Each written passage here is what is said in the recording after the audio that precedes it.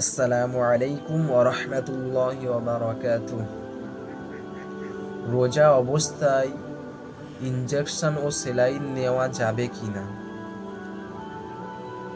শিরা উপশিরা দ্বারা কোনো জিনিস রোজাদারের শরীরের ভিতরে পৌঁছালে রোজা নষ্ট হয় না। শিরা উপশিরা দ্বারা কোনো জিনিস রোজাদারের শরীরে ভিতরে পৌঁছালে রোজা নষ্ট হয় না।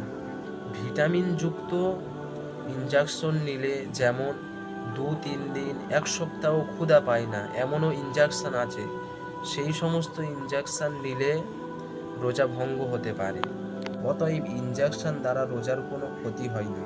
ফতোয়া ফতোয়া মাহমুদিয়া 3 নম্বর খণ্ড 143 ও 11 নম্বর খণ্ড 87 পৃষ্ঠা, ফতোয়া রাহমিয়া 2 নম্বর খণ্ড 38 পৃষ্ঠা ও আহসানুল ফতোয়া 4 নম্বর খণ্ড 422 পৃষ্ঠা।